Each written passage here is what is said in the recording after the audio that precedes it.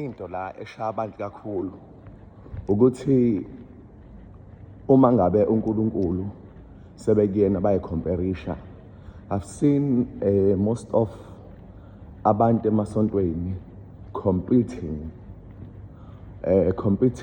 ukuma kwi-pulpit to showcase how better they are than other people, which is why la kumele wazi ukuthi emasontweni ongase uyohlanganyela khona akushasi lona isonto eliphelele la lelingcwele.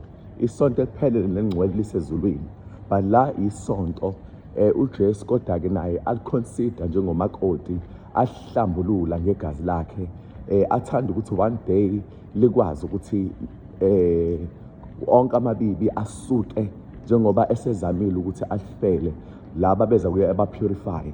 So ngale ngathi kukhona i-competition emasontweni, abantu izinto zabo ziyavaleka izinto uma ngabe uzocompete esontweni.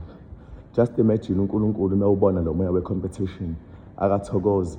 So uma ebona ukuthi kodwa sikhombisana uthando ngeqiniso, uNkulunkulu uyajabula, ehlisa umoya wakhe.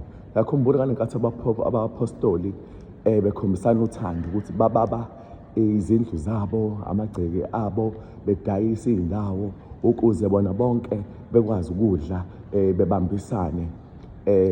Today akulula ukuthi uyibone leyo nto leyo, because omunye uzothi mina ngisetshenziswa kakhulu kunawe esontweni, mina noma hlasempe ngishumayela kahle, noma ngihlabelela kakhulu, noma ngikhuluma ngelimi, noma ngiyaprofetha, noma ngidrayiva imoto enhle, noma nginombuzo omuhle, noma konke lokho really does not make sense kuNkulunkulu.